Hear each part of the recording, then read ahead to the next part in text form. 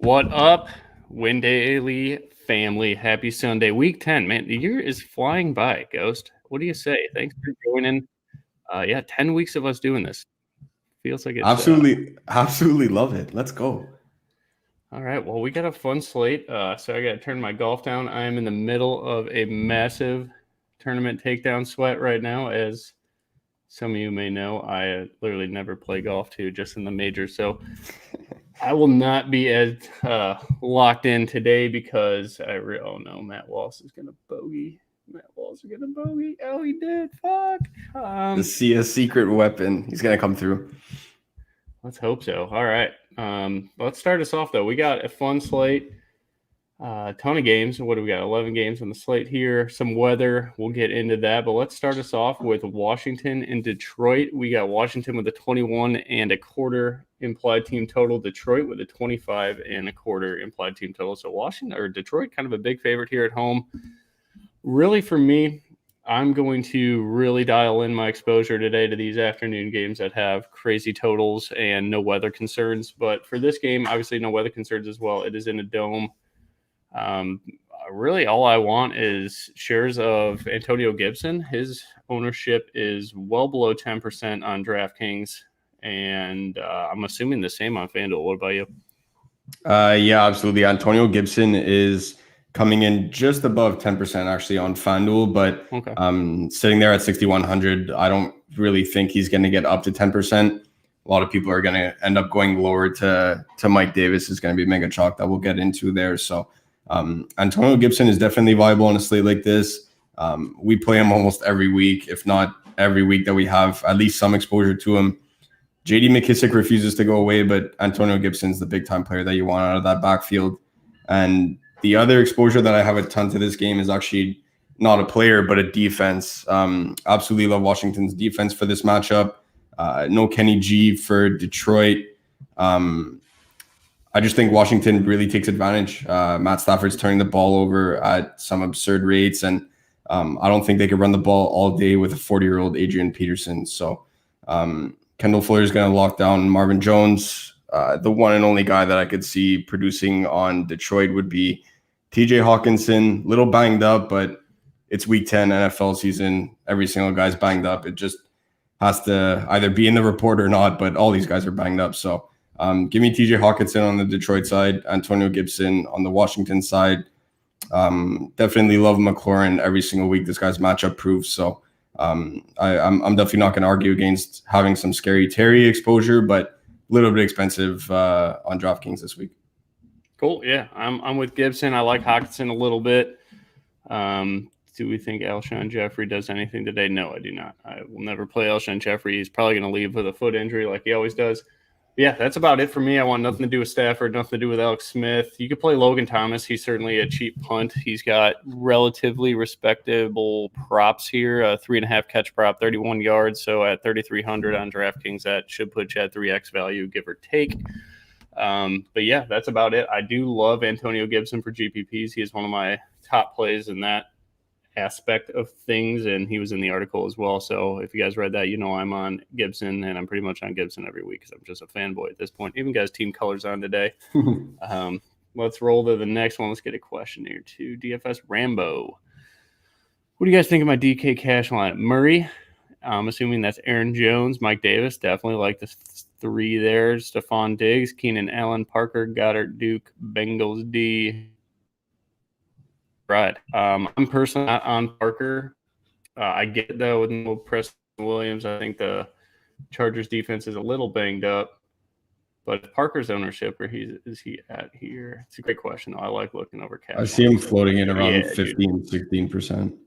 Yeah, so at 5K, if he's going to be that owned, yeah, just eat it. It's a nice little 1-2 stack there with Keenan Allen and Devontae Parker on the other side. Keenan Allen is a top play for me. Looks like ownership's going up on him, though, so that sucks. Boyd birthday narrative. The birthday narratives have been insane. I don't know if you're in the chat, usually just for showdowns, but shit.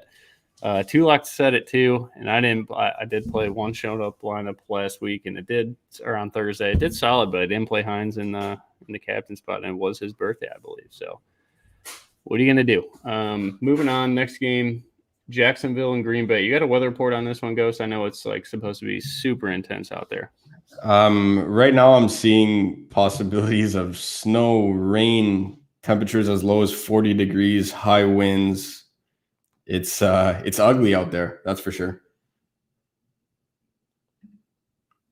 All right. Well, I loved Rodgers this week. The adjusted expected team totals did as well until the total in Vegas dropped. I had to adjust our rankings a little bit as well. But if you want to stick with it, this is a stadium that mitigates wind rather well compared to other outdoor stadiums in the NFL. So, and Rodgers throws such a tight damn spiral. He's been playing at this stadium with similar weather many times in his career. I wouldn't let that get you off Rodgers. If you liked him all week, don't back down now. He's going to be minimally owned, like 5% DraftKings. Everybody's going to play Aaron Jones. So if you want to go to this passing game or use Aaron Jones in the passing game with your stack of Davante Adams, I'm sure is going to be in it. I like that a great bit. I do want to say one thing. I do not think Aaron Jones is a must-play this week. Usually we've been all aboard the top running back chalk, the one guy, the head honcho every single week. I don't think Aaron Jones is it, Ghost. And the reason being is we are going to see Jamal Adams. Like, it's going to be great for Aaron Jones. Don't get me wrong. He's going to get, 15, 16, 17 points minimum. And he's got a good price on DraftKings at 6,100. I think he's got a very solid receiving prop here as well. Let me pull that up. 3.5 catches, 23 receiving yards. He's minus 335 to score, though, which I believe leads the slate because we do not have King Henry, who's usually pushing that, and Dalvin Cook, who scores every single game. So Aaron Jones is a great play, but I think you can get a ton of differentiation if you just wanted to use Aaron Rodgers and Davante Adams, and hell, maybe even use Jamal Williams there. So every single person in the world is going to play Mike Davis at 4K, myself included. But if you're playing a very big, a very big contest with a ton of people, like the Millionaire Maker, for example, I think you can get off. I don't know if you can ever get off Mike Davis. It's a really tough matchup against Tennessee. But if you did want to pivot elsewhere, I think Jamal Williams makes a ton of sense. You're praying for a touchdown, but he should get two to three catches as well, especially if the wind is that bad. They're going to check down a lot. But Jamal Williams, he deserves more playing time. Like, he did look very good. It was a cakewalk matchup against Houston that he really shined in. But what do you think there? Am I getting too cute with it? But I just don't think Aaron Jones is going to see more than 58% of the snaps at most. I don't think it's necessarily getting too cute, especially when we're talking about these large field tournaments. I mean, this is the same Matt LaFleur that gave more touches to Deion Lewis than King Henry back in 2017, I believe. So let's not forget his love for not utilizing his RB1 or a bell cow back, as we like to call it. The one concern that I have about Jamal Williams, I would actually prefer that he was coming off an injury, if that as weird as that sounds.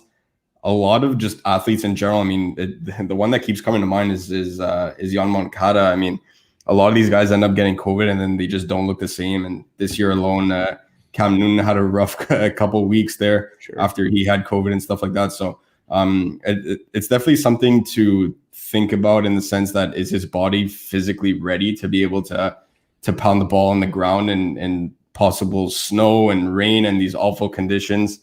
It's the one thing I'm trying to use to not have a bunch of Jamal Williams, but I'm definitely going to have some, because week in, week out, Aaron Jones is not that guy that's going to get an 80-90% snap count like what we see out of guys like, even when David Johnson went down, Duke Johnson had over 90% snap count, right? So a lot of these fill-in running backs end up getting some 70-80% snap counts, and it makes you wonder why Aaron Jones doesn't. But just to play devil's advocate, we've said it before. He's a guy that's in a contract year. They're going to continue running him into the ground, looking to the future, possibly with AJ Dillon there. So I will have a ton of Aaron Jones, but I'm not shy of exposure of Jamal Williams this week.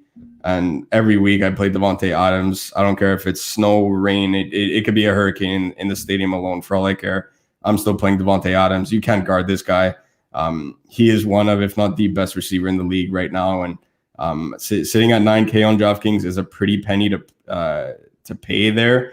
You'd likely need at least 27 points for him to really get you there for a GPP win. But at the same time, we saw it last week where he ended up getting these touchdowns inside the 10. So you just have to hope the game script goes in your way, where, you know what, he ends up getting 2 touchdowns. One of them's likely going to be inside the red zone, and Devontae Adams can get you there. I wouldn't play Devontae and Aaron Jones together just because of the weather conditions. If this was, sunny Florida where you end up having beautiful weather and Aaron Rodgers is going to go to work against this abysmal Jacksonville passing defense, then I could say load up the big three there. But right now I'm leading Aaron Jones or Devontae.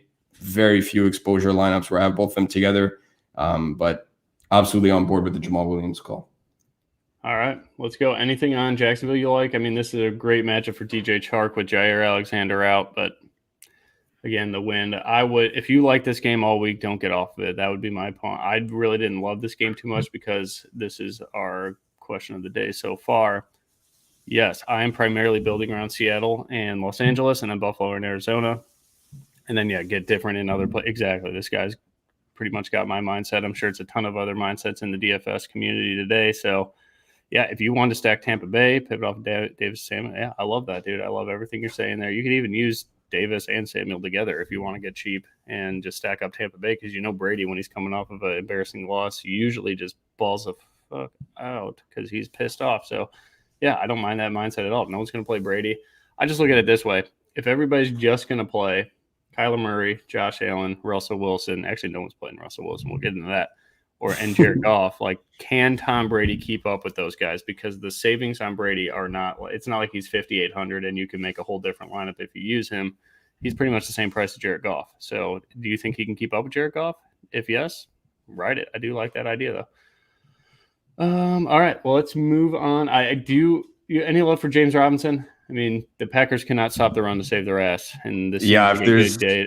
But if I'm the Packers, I'm stacking the box and making Jake Luton beat me in 50-mile-an-hour wins. So that's the thing, right? So in a normal game script, I would probably be all over James Robinson, especially that his price did take a little bit of a drop on DraftKings. He's priced where he should be. I was kind of frustrated when he was getting into that 7K, 7.2 range there into the elite back status. So happy to have him come back into the range where he should be, but just because of the weather conditions, it sounds weird to be coming off a running back in a game script like this, but Green Bay is terrible against the run. But if they're loading the box where they're putting 7 or 8 guys up against there, I don't know. James Robinson is no Del Cook where he's able to break 2-3 tackles behind the line of scrimmage and end up busting out a 70-yard run.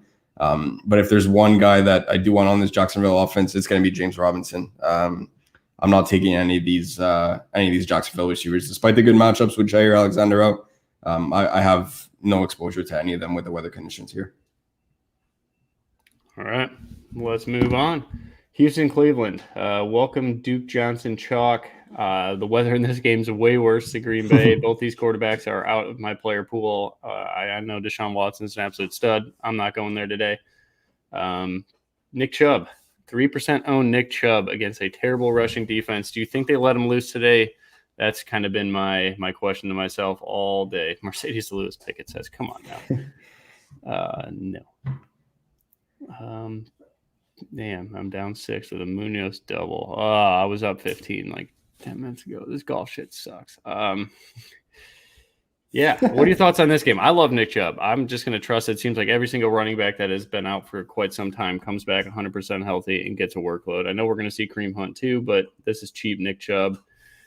Let's see what his props are, but you go ahead, Ghost. I just want to see what his odds to score are. I don't even see him. I don't know if they posted. This is the same thing. It's very similar scenario Cook, right?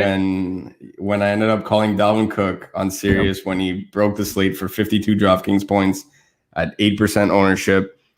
Is Nick Chubb going to get 52? Please don't at me on Twitter if he gets 50 or something like that. Please don't get frustrated. I'm not saying he's putting up 52, but this is an absolute smash spot for this guy. And let's not forget that Cleveland is still in the wild card hunt out there. So they're a game back for second in the division of the Baltimore Ravens, who their offense looks absolutely abysmal, by the way. I'm happy that they're on the slate because I'm finally not having exposure to a 3-4% on Lamar Jackson and Hollywood Brown and Mark Andrews this week. So definitely happy about that. But Cleveland's still in the hunt here. And no pun intended. Nick Chubb is going to get a bunch of run in this game. You can run, you could throw, you can run, you could do whatever you want on this Houston Texans defense. 3% owned Nick Chubb. I will gladly take the gamble there that he outscores a 30+% owned Aaron Jones at 7,100.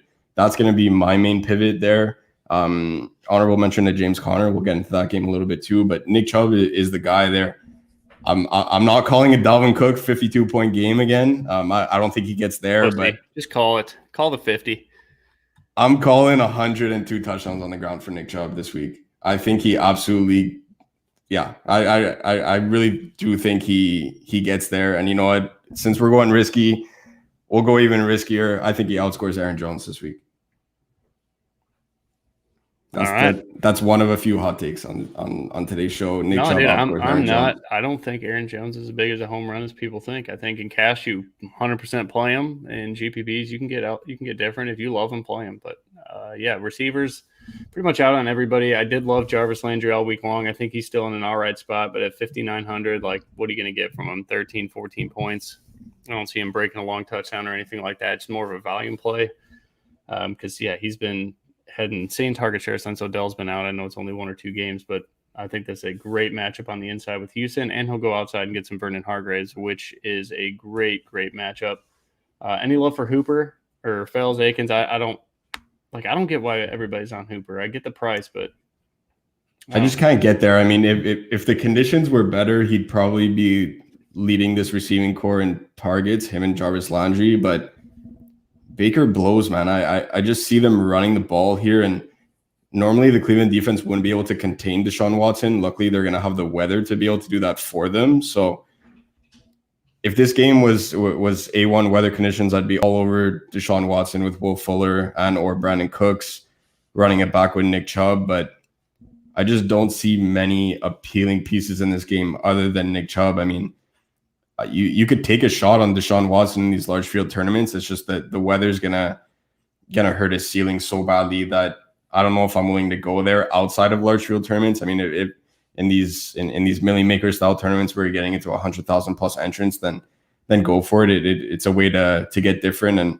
you could definitely do a lot worse by getting different by playing a top 5 quarterback in the league. So if you want to go there, I'm not going to say no, but personally, I'm just sticking to Nick Chubb in this game, and that's about it. I can't really get behind a chalky Austin Hooper after missing so much time. Akins and Fells, flip a coin, whatever it lands on, and that's what you predicted. Take the opposite because that's what you know is going to happen in this offense. So I just can't get there. For me, it's Nick Chubb, nobody else in this game.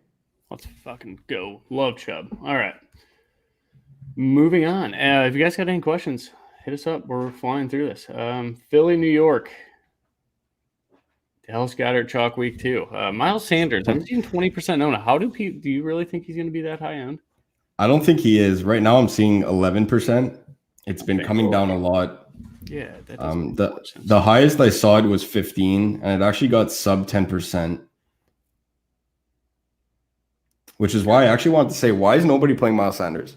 So we're going to go into the assumption that so if he gets in the 20 range, then it's okay. You know, if you I don't want to say complete fade, but if you have under the field there, that's okay. But right now I'm seeing 9 to 11% on a couple of different ownership places. I don't understand how nobody's playing Miles Sanders. If we were out here telling you that Dalvin Cook averages 6 yards per carry, I'm pretty sure everybody on this planet would say, man, that's impressive. Dalvin Cook's a good running back in this league. Miles Sanders averages 6.1. Where is the respect for Miles Sanders this week? Giants run D, very solid. We say it week in, week out. I'm not denying that. But why is Miles Sanders coming in basically the forgotten about man at 6,400 in this Philadelphia offense that is finally healthy? Finally, 10 weeks into the season, they have Jalen Reagor back. They have Dallas Goddard back. Miles Sanders is back. If Miles Sanders ends up coming in under 10% owned, closer to lock, where we end up combining all of our sources, and you know what, we say, hey, we think he's going to come in under 10% owned, I'm going to have well over the field in terms of ownership percentage of Miles Sanders. This guy's the definition of a bell cow back. Boston Scott's pretty much going to be riding the bench the entire game here unless something happens to Miles Sanders, which we're hoping that it doesn't. He's a very talented football player. We want to see him out there. I just think this is a smash spot for a guy like this in a divisional game where it is by far the worst division in football. But the Eagles are still trying to win this division and be able to host a playoff game, as crazy as that sounds, right? So give me all the Miles Sanders that I could get here. Dallas Goddard coming in as the chalkiest tight end. I get it. It's a bad tight end week anytime we don't have Kelsey or Kittle on the main slate. But I don't know. What do you think? Are you eating that Dallas Goddard chalk outside of your cash lineup? Cash games, yes. Tournaments, likely no. Small field tournaments, I may. He's got a 4.5 catch prop. I get that. He had 1 target last game, though. But when this offense is healthy, everybody else starts to click. So we want guys like, I don't want to say Alshon Jeffrey, but, he's out there. Rager's out there. Miles Sanders is back. Like, that just frees up everything else. So it's a good spot for Goddard. I definitely don't think there's much edge there in GPPs to play a 20% owned Dallas Goddard, because really when Dallas Goddard's had his big games, it's when Zach Ertz is out there too and they're running 2 tight ends. So that's not the case today. So like for his production, I don't know. I don't see a path to a blow-up game for him, especially when, Evan Ingram's just a little bit higher at 4,500. Like they are using Evan Ingram a lot in New York. I'd rather go there or go down to, I don't want to say Hunter Henry. I think Evan Ingram's probably my pivot off of Dallas Goddard, but in cash, yeah, just play Dallas Goddard. Everybody's going to use him. Dennis had a good question here. Check down for Lutton is Tyler Eifert. Yeah, do you like Tyler Eifert? I don't really ever get that cute. If I'm getting that cute with a tight end, I am playing a guy like Greg Olsen or something in these totals with 56 points. Like that's where I want to go. You got any love for Eifert? It does make sense though, Dennis. Like I'm cool with that. He runs a lot of routes. I definitely like the thought process. I can understand why he's being mentioned and perhaps even in a player pool. Then I just can't get there. Exactly like what you said. If I'm going all the way down to basically minimum price tight end on DraftKings, it's probably just because I love every single other piece of my lineup. I don't know. I would want a guy that has a high total game, has a way better quarterback. I just can't get there. I mean, you could pretty much take a shot on Olsen or Hollister down in that range. Those would be the 2 guys that we've been discussing, and Stix has definitely talked me onto Olsen and Hollister there. So it's an okay play. You could definitely do worse, but right now I would go with the Seattle tight end. You just can't deny the fact that those guys out there are not there to block. Russell Wilson is one of, if not the best quarterback in the league right now. So give me Hollister or Olsen over Eifert, but yeah, he's going to be probably under 1% owned. So if you want to get cute in a milli maker, go for it.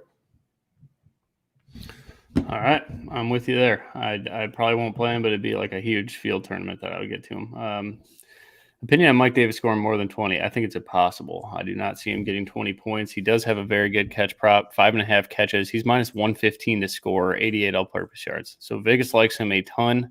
That puts him right around like 17 points. So I don't think he gets to 20 unless it's 2 touchdowns. I don't think that happened against Tampa Bay, but you never know. But at 4K, you just really need 13, 14 points. He's going to get you that.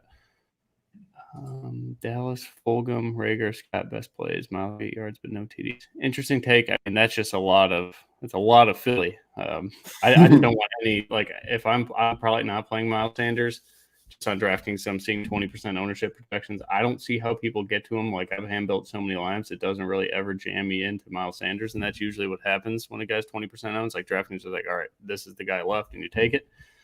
But yeah. Yeah, I would much rather go to Chubb or James Conner, like you said. Amendola, gross. Dawson Knox. Yeah, I guess you could use them, but they run 3 tight ends, so I'd rather go to Olsen or Jacob Hollister if I'm getting that low. Season long, Goddard or Hawkinson, 1 point PPR. Ooh, that's a good question by David, the soon-to-be White Sox fan. I'm going to go with Goddard, 4.5 catch prop, full point PPR. I like to ride that. That's safer. Hawkinson's he's got a toe injury, but the touchdown upside for Hawkinson is just so much higher. So maybe analyze your matchup a little bit. I think if you just need some points, Goddard's your safe play. If you're chasing points from a Thursday night game or something, I doubt that dude played. Who's that fucking receiver for? I doubt anybody started Michael Pittman in season long, so you're likely not chasing points unless he used Naeem Hines against you. So I would go with Goddard. It's just safer. Does Antonio Brown explode today? I think yes. I think he does, but we'll get in there. Is Hawk in play? Yep, definitely. We covered that game. You like Chubb over Aaron Jones? No, not in cash at all. Aaron Jones in cash. Yeah, he's going to be 50% owned, probably 70% owned in cash. Just play him in cash. If you in tournaments, Ghost was saying that Chubb is a very good pivot off of it. You get salary relief and a full workload for Nick Chubb. Hopefully, we'll see Hunt, but that's just a part of their offense. They should run the ball 45 times today, in my opinion. With this wind, if it's that bad, you could run all over Houston. I don't care if they stack the box. Outside zone scheme could beat that. So let's go. Season long, Edmonds, Lindsey, or Bernard. If Drake's out, definitely going with Edmonds. So, which is nice because if he doesn't go and he's in your lineup, you just pivot to Lindsey.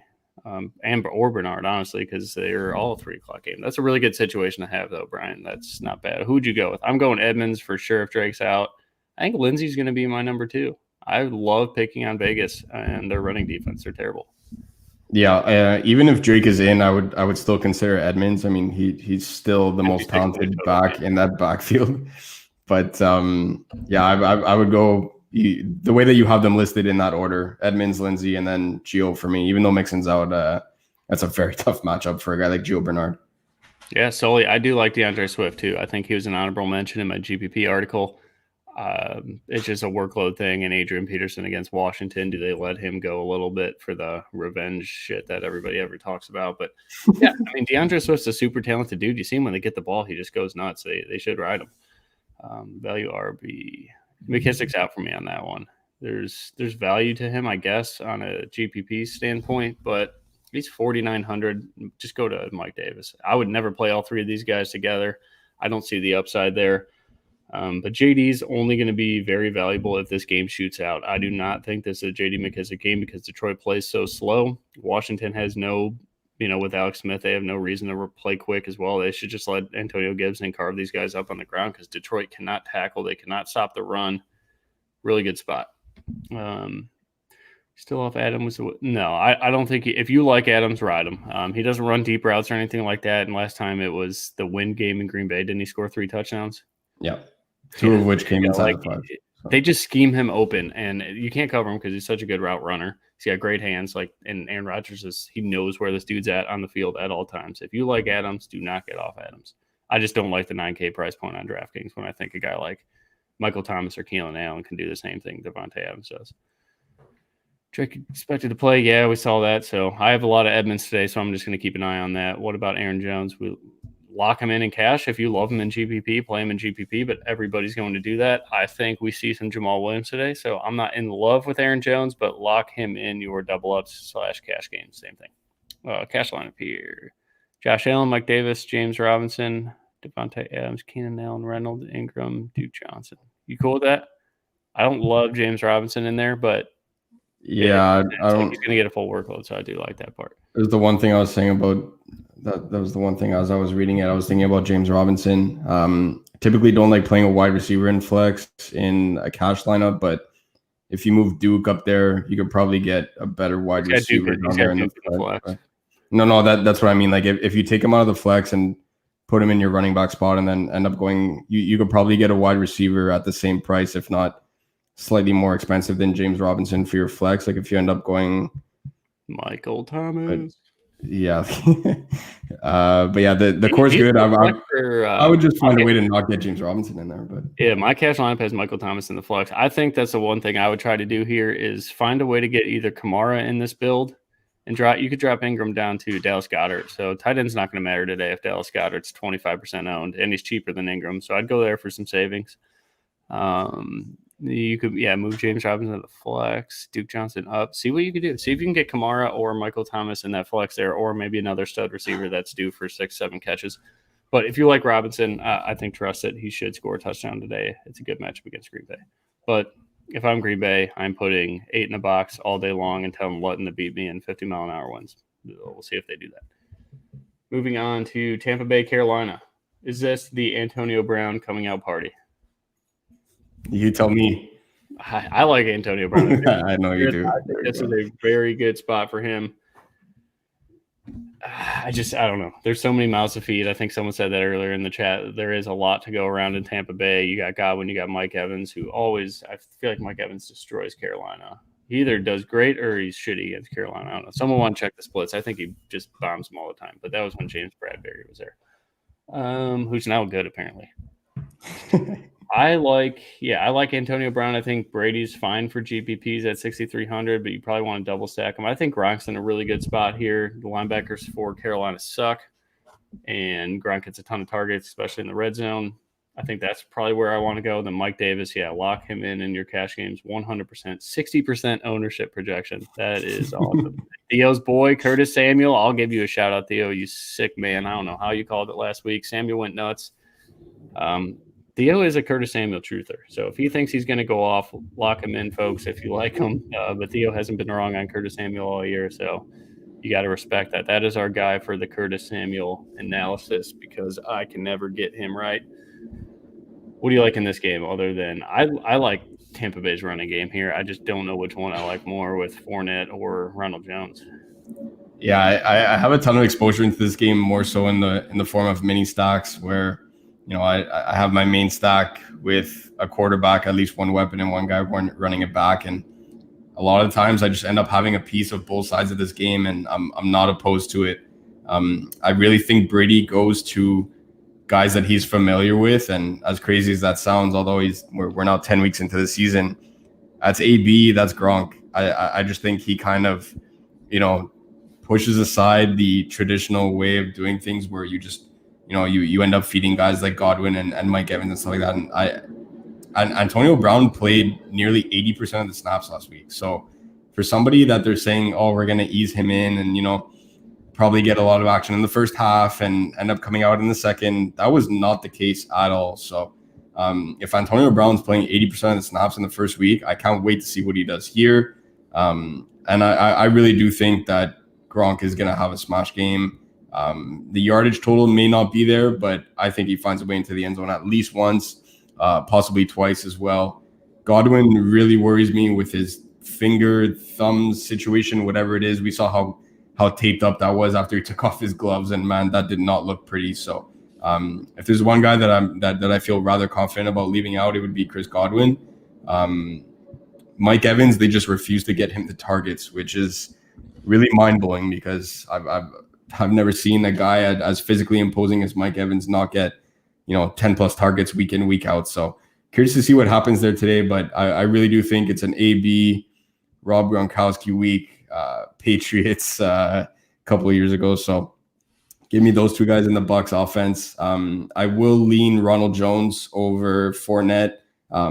We saw what happened last week, which is what I say pretty much every week. If Ronald Jones ends up missing a block, Bruce Arians is not going to hesitate on taking him out and putting Fournette in there. So be wary of that. But you can run all over this Panthers defense. That has never changed. It never will change until they, end up getting a better linebacker core since the departure of Luke Kuechly. So give me Ronald Jones out of that backfield, but I'm mostly focusing on the passing game there. And on the flip side, Mike Davis chalk. We could talk about that for an hour and a half, but just play the guy in cash, even in GPPs. I was trying to find a way to fade him. My original build had me fading him, but at 4,000, he just can't hurt you, and it lets you pretty much get whatever you want. So even in GPPs, I'm cool with having a ton of exposure there.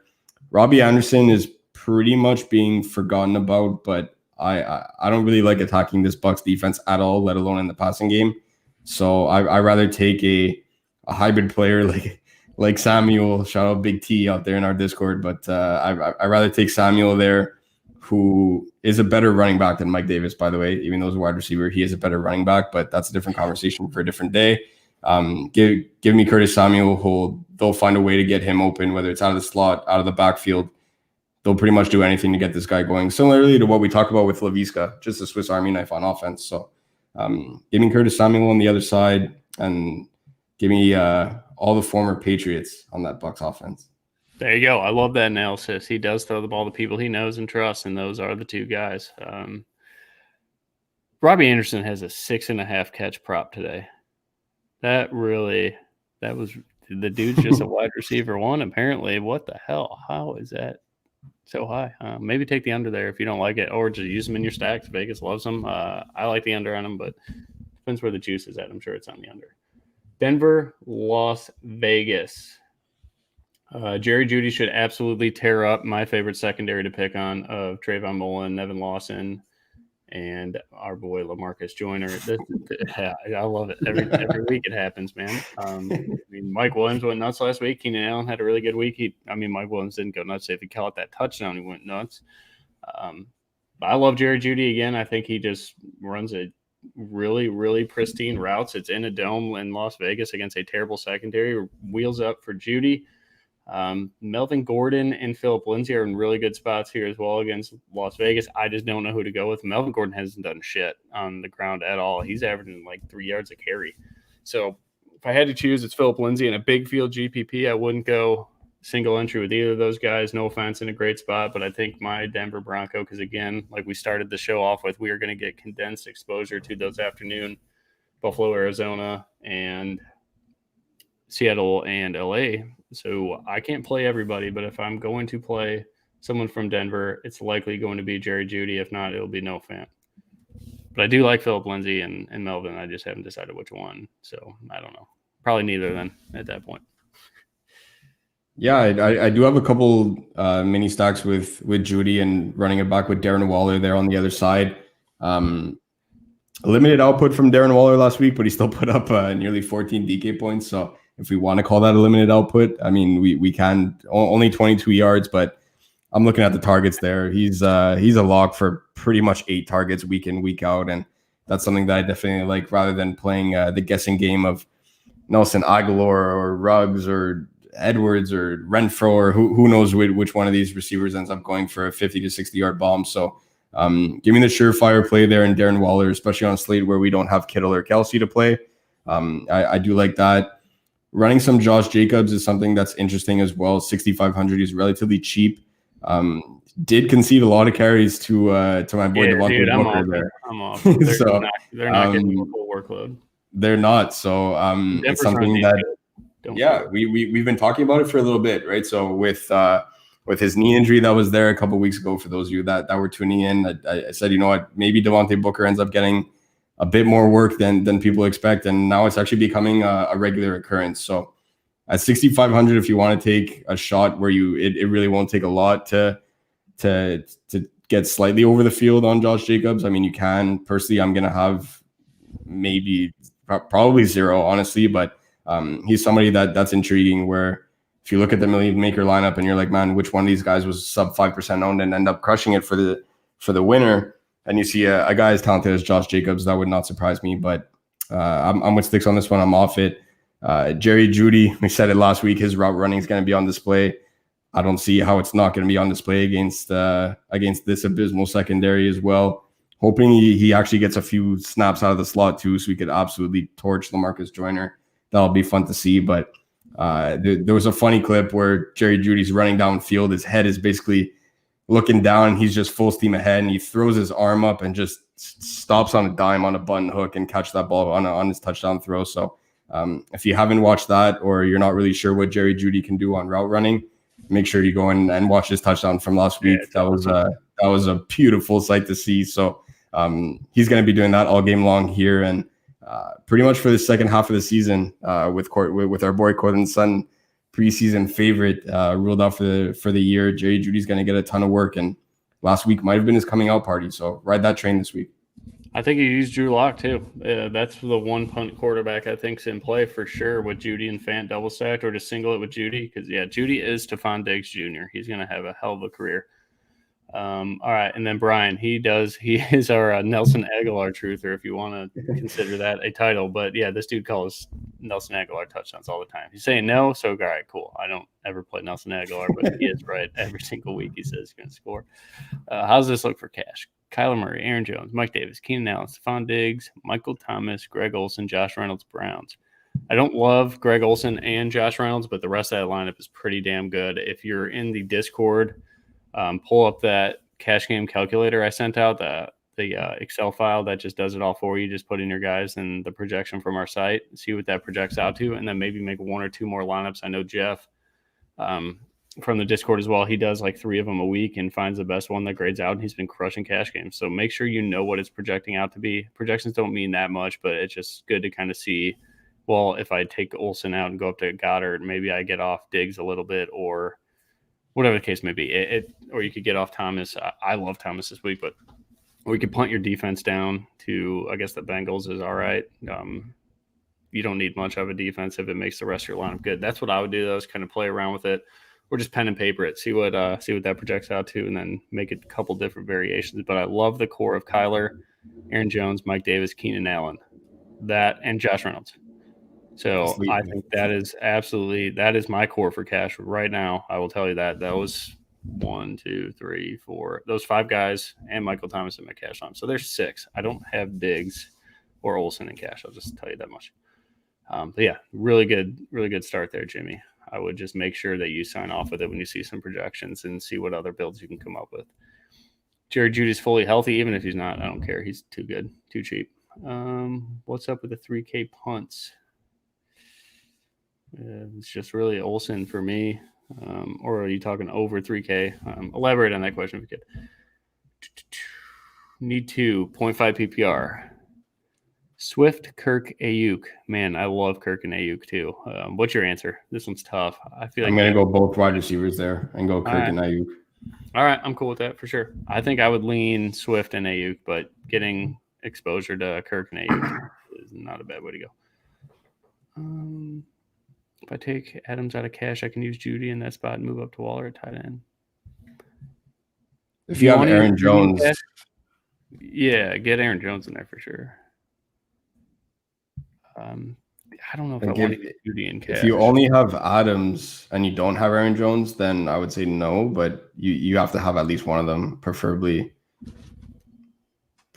Aaron Jones, just because of how chalky he's coming in.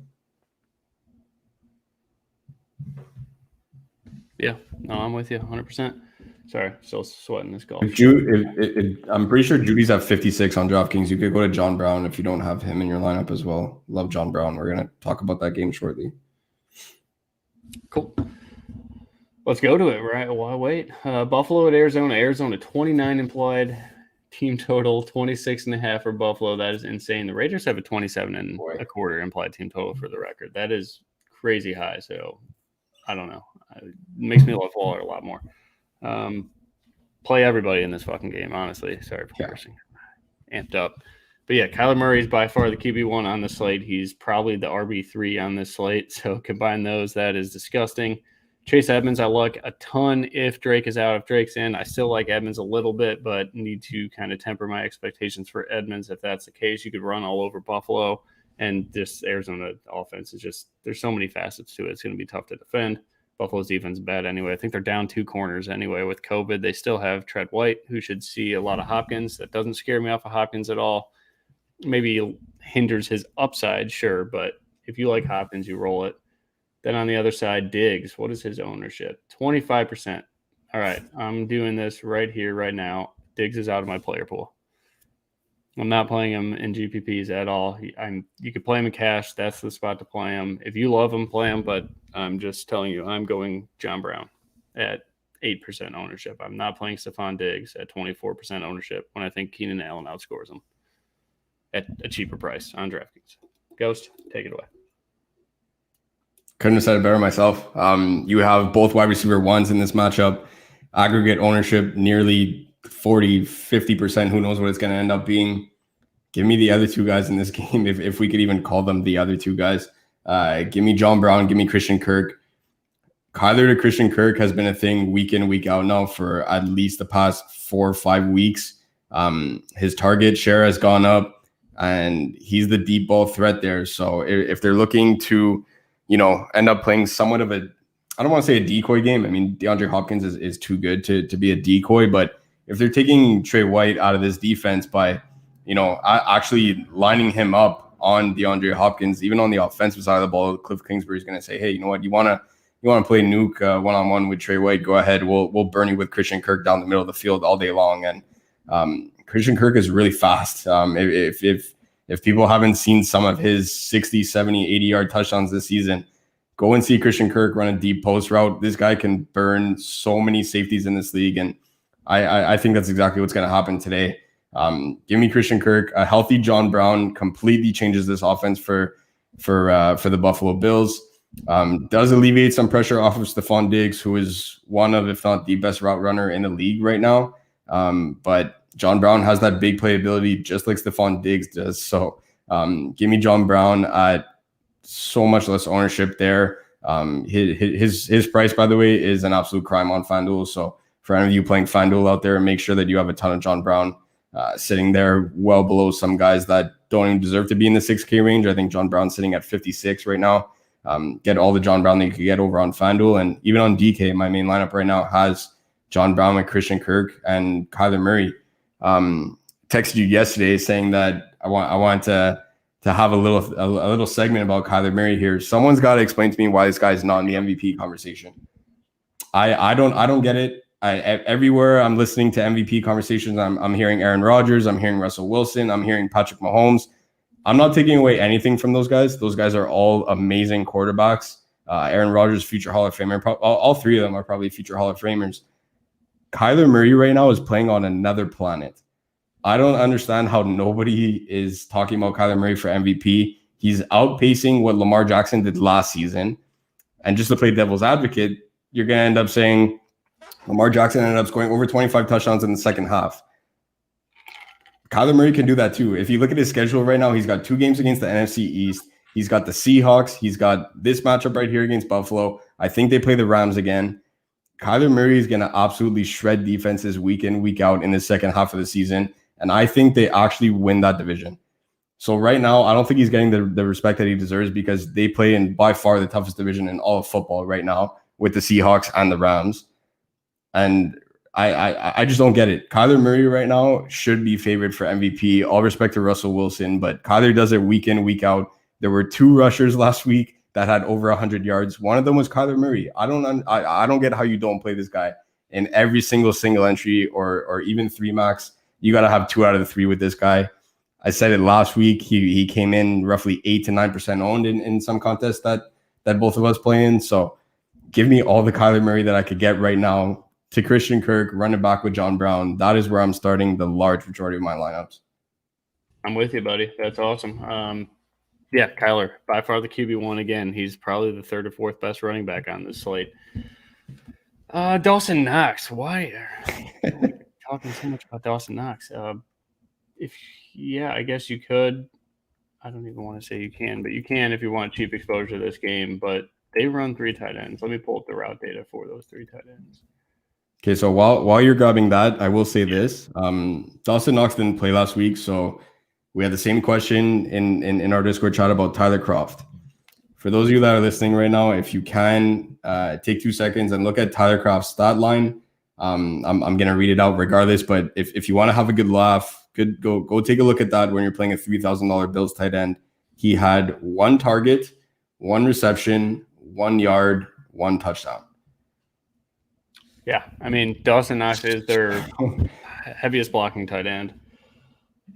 So, I don't know. I mean, if John Brown was still out, I'd be willing to take a bit more of a gamble there. Even then, I probably wouldn't, just because I'm willing to bet more that Josh Allen runs in a touchdown from within the 5-yard line than a Bills tight end catches one at the 1. So you always have that risk as well. And then the other thing is that with John Brown back, you now have 4 legitimate receiving threats for Josh Allen there that he doesn't need to throw to a tight end. I mean, you have Cole Beasley out of the slot. Gabe Davis is quietly having a very good season for a number 3, number 4 wide receiver. And then you have John Brown, Stephon Diggs on the outside. I mean, if I'm Josh Allen dropping back there, I don't see the need to be throwing to a guy like Dawson Knox. But again, you're hoping for that 1 or 2 yard touchdown where there's no way Dawson Knox ends up getting 6, 7, 8 targets here. So you got to hope for a Tyler Kroft-esque type line where he ends up getting 1 target, 1 catch, and a touchdown. That's basically what you're hoping for versus a guy like Logan Thomas in that same price range. Yeah, I'd rather go to Logan Thomas for sure, or go to Greg Olsen, who does not block at all, or Hollister does not block either. So I'd rather go with that. With Knox, yeah, we spent too much time talking about Dawson Knox. But yeah, I'm with you, man. All right, Stephon Diggs, we are off. If you like him, get him. Like, we are not saying it's a bad play by any means, but at 25% ownership, when everybody's going to have Mike Davis, you can't just eat the same chalk everywhere, have the same lineup. I'm getting off Diggs. I'm having a ton of Kyler, and I'm playing a lot of John Brown. Larry Fitzgerald is our cornerback pick on Teron Johnson week, so don't forget about him. He's got a pretty good prop. 3.5 catches is like minus 150 on the over, so Vegas likes Larry Fitzgerald a lot. That's a punt play I like a ton. To me, if the 3K wide receivers are that Larry Fitzgerald and Josh Reynolds that we'll talk about in a bit here. Moving on to the Chargers, absolute lock week. Keenan Allen, I think he goes for like 25 points a day. Nick Needham is awful for Miami. We talked about this 2 weeks ago when Cooper Kupp had 13 catches. I think 10 of those were on Nick Needham. So that's wild. He should have had a touchdown too. The Goff overthrew him in the corner. He had 22 targets. So again, maybe 13 catches is a bit of a stretch because the game script was just so weird that game. Miami was up. Yeah, I mean, I had too much money on the Rams that day too. So I don't want to talk about it.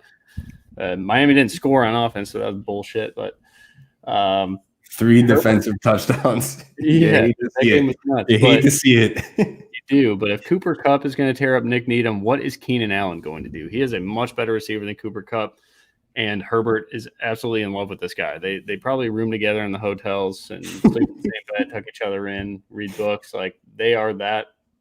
Just they know exactly where Keenan Allen's going to be. The ball's always there for him. I love it. I think Keenan Allen goes nuts. I think 6.5 catch prop is way too low. He should go for 8.5 in my opinion. But yeah, it's Keenan Allen lock week for me. I'm not playing any Chargers running back. I know Miami sucks against the run, but you have no idea what LA is going to do with Tremaine Pope. What they got Kalen Ballage. We saw last week when everybody loved Justin Jackson. He got hurt, so nothing to do there. Josh Kelly, I don't trust any of that. I just want all the Keenan Allen. If on the other side, I'm going to fade Devontae Parker Chalk, who's like 15, 20% owned. He is super cheap, so I get it. In cash, it's a really good play in cash. So whoever was sending their cash lineup earlier, if they wanted to get off Michael Thomas and go down to Devontae Parker and then upgrade Greg Olsen there, that would make a lot of sense. Now that I think about it for your lineup there, you just go to Devontae Parker Chalk. Then Mike Gesicki. I think he has a good game today, finally. What do you think? I think his player prop is like 3.5 catches, and juice is on the under. He's like plus 133 or something like that. Take that right now. Anybody listening on this stream or in the room, whatever you want to do, that is one of my favorite prop plays of the day. And I don't want anything else to do with Miami. You could maybe play like who's going to be their running back? DeAndre Washington. I guess I don't hate it, but I don't know. Getting too cute. Keenan Allen, Mike Gesicki, Parker, only people in play for me in this game. But I won't talk you off of Justin Herbert because this dude is balling. Yeah, I'm on the same way. And Justin Herbert is, I don't want to say a top GBP play for me today, just because I'm so much exposure to Kyler and Josh Allen and Russell Wilson. Anytime you get a 4 to 5% on Russell Wilson, that's definitely a wheels up situation there. So we'll talk about that in a little bit. But I think this game quietly has some shootout appeal. Tua's stats against zone defense are absolutely absurd. He's been shredding zone defense in the past 2 weeks, and the Chargers play zone D just over 77% of their snaps. So I really do think Tua and Herbert kind of go back and forth. 2020 QB class, kind of a can't really say that on air, but yeah, kind of a heated battle between them two. I really do think Herbert goes back and forth here with Tua. He's going to throw the ball at least 40 times. Keenan Allen's in the definition of a smash spot. If you are running it back, I will die on the Gesicki hill with you. I'm going to keep playing him week in, week out, especially on a week that, no tight end. There's no Preston Williams. Tua absolutely loves throwing to Preston Williams. And he actually showed very limited amount of love for Devontae Parker out there in the past couple of weeks. So give me Gesicki there at 4,300. Tight end is the spot to get a little different this week. No Kelsey, no Kittle. A lot of these guys are in very similar type of matchups, whether it's favorable or unfavorable in that kind of spot. So I'm willing to take a shot on Mike Gesicki at 4,300, absolutely, and running it back with Keenan Allen. So much Keenan Allen this week. Yep, he's an absolute lock. He'll be in every one of my lines.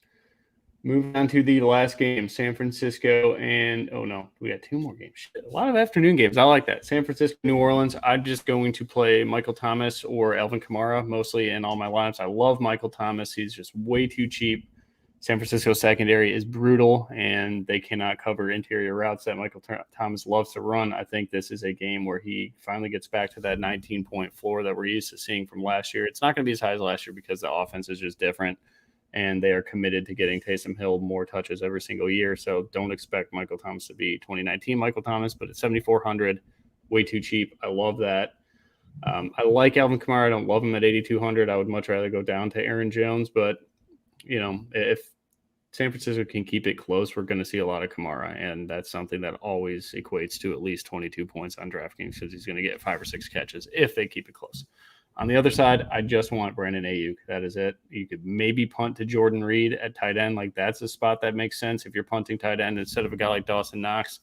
Assuming the game script is San Fran's playing catch-up, Jordan Reed should be heavily active in that passing game, and heavily active maybe means 9-10 points, but I trust him to get 3 to 4 catches, 5-6 targets, like Ghost was saying, way more than I do Dawson Knox. So that would be my analysis there. Any thoughts on that? That's literally it. 4 players from this game, all I want. You could play Drew Brees. You could stack Brees, Kamara, and Michael Thomas. No one's going to do that because San Francisco's D is bad. I mean, Aaron Rodgers tore him up, but he tears up most teams. But I like the Saints a lot here in the Dome. Yeah, a very similar price point on DraftKings is Aaron Jones with Packers defense or Alvin Kamara and Saints defense, and not afraid to even admit it that I ended up texting you that, and we were both kind of going back and forth saying, man, it's such a hard combo to decide on. So for GPPs, I will say this about the Saints D because we pretty much covered all the guys that I'm into in this game as well, AK, Michael Thomas, Ayuk. The Saints defense have looked rejuvenated in recent weeks, and that's ever since they came off their week 6 bye with the return of Marcus Davenport. So he's been wrecking havoc on these offensive lines to the point where they have so many sacks in the past 3 games or created QB pressures where I'm a little afraid for what Nick Mullins is going to do under pressure in a situation like this. I think we see Marshawn Lattimore have a bounce back game here. He's having a roller coaster of a season for the Saints, but when he's on, he could be a top 5 cornerback in this league. So I'm really interested in the Saints defense here. The past 3 weeks, they've allowed 24, 23, and 3 points, which is their 3 lowest outputs of the season. Before, teams were dropping 30 on them, 35, 37, 29. Week in, week out, they were getting torched. The return of Marcus Davenport creates a lot of problems here for this San Fran offense. So I'm staying away from them other than Ayuk. I know there was multiple tweets out there saying that, McKinnon's end up going to get, quote, a ton of work. I'm not falling for that trap ever again. For all we know, Raheem Mostert's going to come on with a cast and end up getting more touches than McKinnon. So I'm staying away from that. But give me Alvin Kamara and the Saints D for a running back defense correlation. Excuse me. All right, I love it. Saints defense would be my answer to that, Tim, right there. They're the most popular defense right now in ownership projections, so that's usually the best way to go in cash, in my opinion. But I'm going to punt defense this week and go way down. Why Olsen over Hollister? To me, it's a coin flip. I prefer Olsen, but Hollister certainly has more upside. Seems like they got him involved last week because the game was out of hand and they needed, better playmaker, which Hollister definitely is compared to Greg Olsen. But if this game's close, I think we see a lot of Olsen. Either way, I don't prefer punting tight end like that, but if you have to, those are 2 of the guys I like. I got Miami. Okay, cool. Take Herbert and Allen. Who'd you take from the other side? I would say Parker first, but it's super chalky, so you could use Gesicki for sure. Without Preston Williams, Gesicki should have a really good spot here in the slot. What do you think? Yeah, those 2 guys, if you want to end up going a little safer, if it's a small field contest where we have some of these under 500 people, then you could go Parker there because it's, even though you're stocking, it's kind of like a cash style tournament where you have under 500 people, so go Parker. But in these large field tournaments, I will lean Gesicki. Yeah, and thanks, Joe. Yeah, this is awesome. The viewers have grown every single week. We love you guys. We wouldn't be here without you. So love it. Thank you for the support so much. We love to do this, so it makes it a lot better that people actually tune in and ask us questions. That's what we're here for, helping you guys out. All right, that's about the Chargers. More for you guys. Do you like Hooper this week? I'm not a big Hooper guy. All right, Zach Moss. We did forget about Zach Moss. Are you interested in any running back for Buffalo? I mean, the only thing I would support it with is just its exposure to this high total game. But I don't love it. But if Zach Moss scores 2 touchdowns, yeah, you're in a crazy GPP spot there, Pablo. It's a good leverage spot in the sense that, if you're one piece of exposure to this game, which I correct me if I'm wrong, Stix, if you agree, then we're wheels up here. But I think you would want one piece of Buffalo and one piece of Arizona in nearly, if not all, of your lineups. So if your one piece is Zach Moss, that's definitely a lot of leverage because a lot of people are going to end up going to the passing game with Diggs, Nuke, Kirk, John Brown, etc. Chase Edmonds and, well, if Drake is out, Chase Edmonds and Zach Moss or Singletary are going to be the forgotten about guys there. So definitely good leverage point. I just like Josh Allen's rushing upside too much to pretty much ever roster a Bills running back. There are some certain exceptions to that, but that's a great leverage spot there. Absolutely. All right, last game. The fun one in my opinion. Oh, I guess they're all fun. Shit, there's 2 more games. Russell Wilson against Jared Goff. Quentin Dunbar, Shaq Griffin are out of this game. So, I mean, everybody tears up Seattle secondary. Just use as much Rams as you can, in my opinion. I love Jared Goff here. But in GPPs, man, no one's playing Russell Wilson. I don't care what defense is against him. I want Russell Wilson. He's like 5% owned right now. That's stupid to me. DK Metcalf is under 10%, I believe. Let's see that. He creeped up to 10 now. You can get Metcalf and Russell Wilson for 15% aggregate ownership in a GPP. That has never happened all year long. I love that. I don't care about Jalen Ramsey. He's not going to shadow DK the whole time. He'll probably go to the slot too to go see Lockett and use bracket coverage on DK. But either way, good luck covering DK because you just can't do it. I want no running backs in this game, no DJ Dallas. Henderson, I guess, if you trust it, like the Rams are going to try to establish the run a little bit, but I would do what Buffalo did last week. They never ran the ball at all. They just passed and they beat their ass. So McVay should watch that and just let Robert Woods, Cooper Kupp, and Josh Reynolds, our punt play of the week, just go nuts. Pickett is our Seattle guy. He does think that they're going to run. I don't think McVay's that dumb. There's no reason to, stick to your own ways and play with Seattle. Just go beat their weakness, and that's passing the football. So I love Goff. I love all these receivers for the Rams, and that's it. Seattle, you know who to play. I love Russell. I love Lockett. I love Metcalf. But if Metcalf is going to be 10% owned, I want Metcalf. Yeah, give me all the DK Metcalf that I could get here. I'm going to have very limited exposure to Tyler Lockett. And the reason being is that Jalen Ramsey won't be able to guard DK Metcalf one-on-one. I don't care how good of a cornerback Jalen Ramsey is. Nobody could guard DK Metcalf one-on-one like that. He's just so physically imposing that Jalen Ramsey won't be able to do that to himself. So in other games, he ended up shadowing Golden Tate over Darius Slayton. And then just to play devil's advocate, I'm going to say, okay, he has that off-field beef with Golden Tate where, he could say that he shut down a wide receiver 3 on a New York Giants team with Daniel Jones at quarterback. Okay. Good for him. Feeds his ego. What's his excuse for the next week where he doesn't line up against Terry McLaurin and he lines up more on Dontrell Inman and a wide receiver 3 for Washington?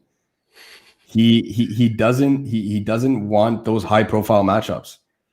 All the credit to Tre'Davious White last week, who went back to the well week in, week out. He was lining up on DK Metcalf. Did he take a couple flags? Yeah, absolutely. But did he get an interception? Yep, he did. And you know what? He held his own. DK Metcalf still ended up getting over 100 yards, I believe. And, he's going to get his regardless. But Tre'Davious White went there, lined up on him one-on-one every single time. Jalen Ramsey will not do that this week. I don't foresee that happening. He is one of the biggest hotheads in all of football. And not if, when DK Metcalf ends up burning this guy on the first series, if he lines up against him, they just lost their second best defensive player for the entire game. Yep. So I don't foresee, Schottenheimer end up putting Jalen Ramsey one-on-one on DK Metcalf, at least not in the opening series or maybe even in the first half, because when he gets burnt on that first series, then they're going to say, okay, let's take him off DK and end up putting him on Lockett. Well, now his head is not in the game anymore because he's so salty that he just got burnt by DK Metcalf in a game that everyone's flipping between that game, Arizona Buffalo, watching it.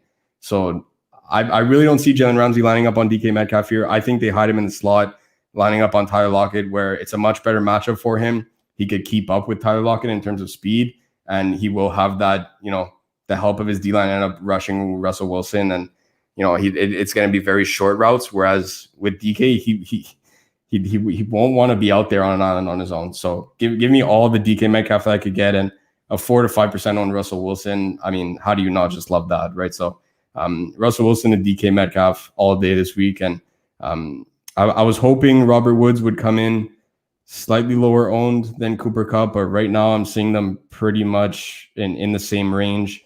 Yeah.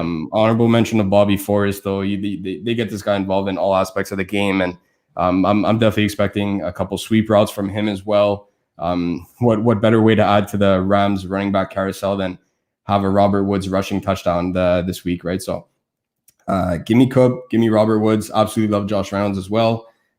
He leads the Rams in targets in the end zone. Tyler Higbee's pretty much forgotten about in that offense. So if there's ever a wild card in this game, it's probably a guy like that who could get multiple touchdowns inside the 5 when Darrell Henderson or Malcolm Brown continuously gets stuffed. So play everybody in this game. This game's going to shoot out.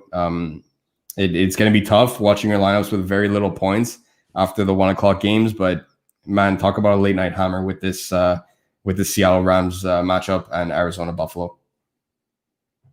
Yeah, let's go. We talked enough about these Seattle tight ends carousel there. It's only a punt play if you just need the savings for either Hollister or Olsen. Moving on, Cincinnati, Pittsburgh, James Conner week. I'm all in on James Conner. He will be locked into almost all my lineups. He's under 10% owned. I know he hasn't done much in a while. I'm just playing the ownership here to fade off of Aaron Jones a little bit. And James Conner, what are his odds to score here? Minus 165, and he's got a prop of 102 all-purpose yards. So that's the highest for James Conner we've seen. I think that was higher than last week for the all-purpose yards. The touchdown odds were obviously better last week, but that game was just weird. I'm not playing anybody from Cincinnati at all. I know Gio Bernard's in an all right spot for the volume. Sure, you could do that at 5,400, but I just want James Conner and Pittsburgh D if I could. You like anything here? Do you have Conner's ownership percentage right now? 8% on DraftKings. Like, see, I just don't get that. The Bengals are allowing over 140 yards per game on the ground. Granted, he may weather there too. Like they're gonna run weather there too. They're gonna run the ball. Big Ben has had multiple injury scares as he's nearing the tail end of his career there. I don't foresee them really forcing Big Ben to throw the ball 45, 50 times in a game like this, let alone because of the weather too. James Conner, very similar play to Nick Chubb in that pivot range in GPPs to Aaron Jones. They're all within $200-300 of each other. All aboard the James Conner train. Yep. Steelers D that's a pretty penny to pay for a defense, but I don't really think it gets safer than this. But I will have at least one lineup of Joe Burrow to Tyler Boyd. I do it every single week, no matter what the matchup is. And I will play the Tyler Boyd birthday narrative. Definitely not in my main. Definitely not in a 3 max. Probably have 1% in 150 max. But I every week I make at least one Burrow to Tyler Boyd lineup, and I will be running it back with James Conner. All right. Let's go through some questions then.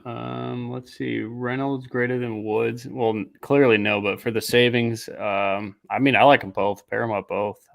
It's just so hard for me to tell you which Rams receiver is going to go off, or just don't use Woods or Kupp and just pray, use Goff, and you'll get exposure to Woods and Kupp that way, and then just use Reynolds for savings and get DK Metcalf or Lockett on the other side. You could do, or load up on running backs, whatever you want to do. Reynolds just offers a ton of upside to your lineup because what you could do elsewhere. He's not going to provide the upside, but the salary relief does. DK cash thoughts, please. Chubb. I wouldn't use Chubb in cash, no. So let's see. Murray, Mike Davis, Duke Johnson, Keenan Allen, DeAndre Hopkins, Josh Reynolds, Ingram, Aaron Jones, Saints. That's pretty damn good. You got any complaints here? Nothing really. It's a really solid lineup.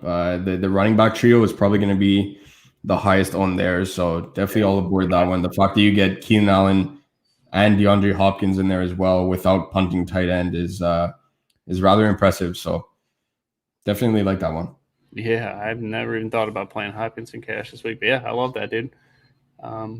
Let's see. Opinions on Duke Johnson. We're whatever on him, right, Ghost? He is what he is. I'd rather go to like Philip Lindsay or Ronald Jones in tournaments for sure than Duke Johnson or Fournette. Yeah, the issue with not Duke playing Johnson, 5K. yeah, like you don't necessarily have to force a 5K running back in your lineup because we have Mike Davis, who's a free square on a slate like this. So he's a good play, don't get me wrong, but I just don't see how we can offer that 20-point upside. When we're dipping down into this 3K range for wide receivers and these 4.5, 5K range for running backs, ideally you would want at least 3X, hoping for 4 or 5 times their salary to be able to get you over the hump to win a GPP tournament. But I just don't see how Duke Johnson has a path to 20, 25 DraftKings points. Safe floor, don't get me wrong, especially with the weather, he's probably going to get a bunch of dump offs, but I just don't see him rushing for 100 yards, multiple touchdowns, and catching a ton of balls. All right, pick it. Don't go nuts on James Conner if you weren't on him all week. But yeah, he is almost in every lineup I have. I'll tell you that. So I'm riding James Conner. If he does bad, you'll see me in the corner crying. Let's move forward then. Top QBs. Let's go 1 cash, 1 GPP. About for QB, we can just go. Can I use Kyler for both? Yeah, you can if you want. Give me Kyler, but because he's coming in relatively high owned, I'll leave you Russell Wilson for GBP because I know you absolutely love him. Give me, and I'll leave you Josh Allen too. I don't want. Okay, I'll take Josh Allen then. I'll take Josh Allen and Kyler. Yeah, Josh Allen's my number 4. I got Kyler, Russ in my rankings. Kyler, Russ. Well, Josh Allen's higher than Jared Goff, but I like Jared Goff saving. So Kyler for cash and GPP too. Just use them all day long. But Russell for GPP, man, if he's 8% owned or under that, give me Russell Wilson. Running back, cash, obviously Aaron Jones. There's no ifs or ands about it. You got to use them. And then for GPP, it is going to be James Conner for me. Honorable mention, Nick Chubb. I'm just a little bit, I don't know what to expect there. And then my favorite low, yeah, let's go top cash, top GPP, and then a mid-tier guy. So mid-tier will be Antonio Gibson for me. Oh, pick it. That answers your question there. When you were talking about Duke Johnson, find a way to get to Antonio Gibson if you have to pay down there. Yes, sir. Top cash, you got to go with Aaron Jones and Mike Davis combo. No really explanation needed there. Top GPP running back, give me a 3% owned Nick Chubb. I think he outscores Aaron Jones. That's going to be my planting of the flag this week. Not calling it Dalvin Cook 2.0. Not going to go off for 52 DK again, but Nick Chubb will outscore Aaron Jones this week. All right, let's ride. Quick question here in lineup. GPP, Kyler, Chubb, Mike Davis, Lockett, Cooks. Why play Cooks? Cooks and Dwelly. Oh, God. What's going on here? I feel like that lineup has like $1 million left over. Yeah, Cooks doesn't make much sense to me. Dwelly I get, but I'd rather go to Jordan Reed. He's the pass catcher there. Higgins or Deontay do not play. Yeah. I mean, Deontay Johnson's cool. I'm cool with that. But why would you play Chubb and Texans D together? That doesn't make any sense. Every touchdown he scores, and it's only like 2 points instead of 6. So, no, work on that one. I'm sorry. I don't like that one. So Brandon Cooks is 5,600. So that's a quick swap to Christian Kirk. That way you could have a weapon with Kyler. Yep. And then find a way to come off Higgins or Deontay Johnson for John Brown to be able to have that game stack going. And then you have just come off Dwelly somehow. Yep. DK Cash, Kyler, Mike Davis, Aaron Jones. What is going on with this fucking thing? I don't know. Green screen shit today, whatever. Aaron Jones, Keenan Allen, Cup, Jakeem Grant. No, move Jakeem Grant to Josh Reynolds. Everybody's playing Josh Reynolds. Jakeem Grant's more of a GPP play. I do like the rest, though. You cool with that? Yeah, if you need to, like if you have $0 left over, the quick switch for me would be come off Steelers D for Eagles or Packers, excuse me. So go Packers or Eagles D, and then just upgrade Grant to Reynolds. Scrimp, just DM me and we'll talk about it after this. For cash, Murray, Duke, Davis, Jones, Cup, Diggs, Parker, Goddard, Saints. I'm cool with that. You cool with Cup in cash? I think for sure. Yes, he's got absolutely. Yeah, I like that a lot, Julian. That's a good build. Might not score, but I don't see how he doesn't get so many yards and so many catches that he doesn't pay off for his price. So all right, top receiver for cash, top receiver GPP, and then mid tier, just favorite wide receiver. I'll let you go first. All right, Keenan Allen, and then I do love Michael Thomas too. But mid tier, I think we're planting our flag on John Brown territory, right? But all right. If you're going John Brown, you said him first. I'll give you John Brown. It's fine. I'll just take Kirk. I'll just take Kirk on the other side. Okay, cool. I'm going John Brown. There you go. So we got that done. Tight end, top for cash has to be Goddard, just because the ownership's so crazy. If he goes nuts, you cannot fade that. In GPPs, I'm going to go with. I'm going to go with Evan Ingram. I love the workload lately. I mean, Darren Waller would be the easy answer, but if you can't afford him, I like Evan Ingram.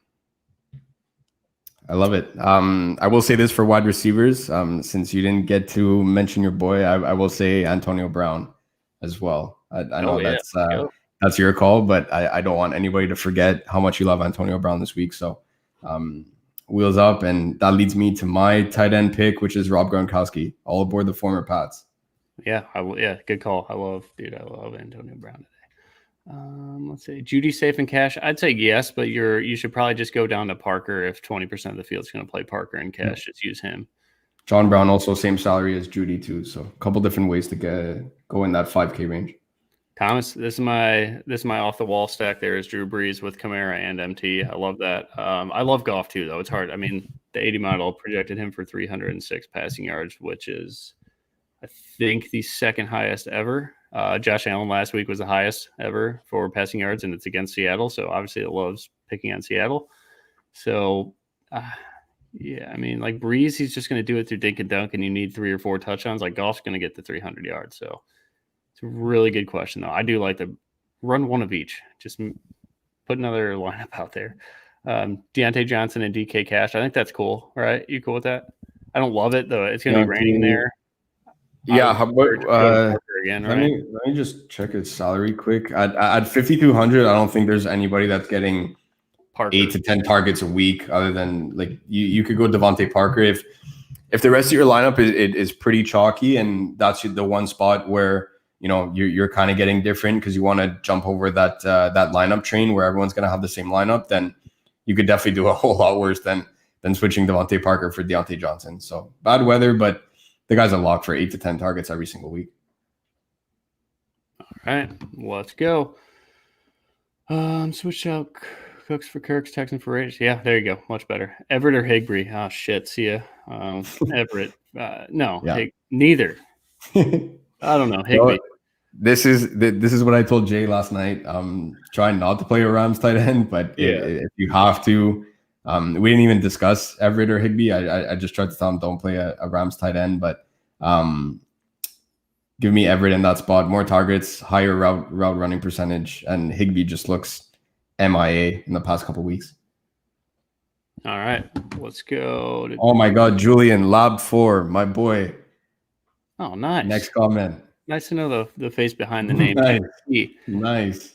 Let's do this one. Russ, Connor, Jamal Williams. Ooh, I love this lineup, but let's move Jamal Williams to Mike Davis. Unless you're feeling Jamal, like don't play DJ Moore. You're already so different with Russ and Metcalf that you don't need to get that cute with Jamal Williams. I'd say play Jamal Williams when you're eating chalk elsewhere.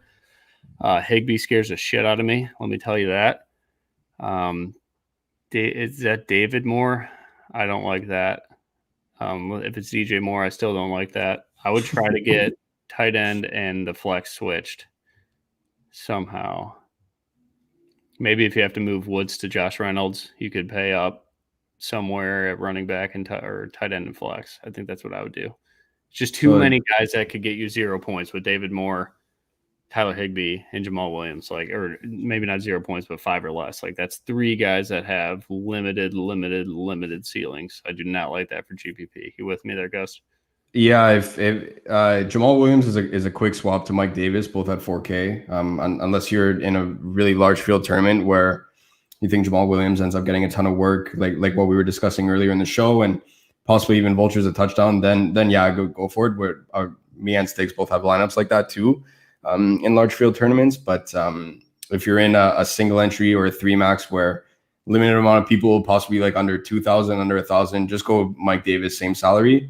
I would go Reynolds over Woods just to be able to upgrade Higbee, and I don't know if that's David Moore or DJ Moore, but either one of them I would not be playing this week. So you could go up to Gronk at tight end there. So you have the correlation with Mike Davis. You have Russ with Metcalf running it back with Josh Reynolds, John Brown, maybe get an Arizona piece in the flex. If Drake is out, go Edmonds. If not, you could go Kirk, you could go Nuke. Punt defense, a couple different ways to go there, but that's the way that I would build it. All right, early only GPP, then we'll get out of here. Wentz, Sanders, Jones, Adams, Cobb, Rager, Ingram, Gibson, Wash D. I don't hate it. Early only is a kind of its own beast, but yeah. Let's go. All right, good luck to everybody. Greatly appreciate it, and we'll talk in the Discord as the day goes on.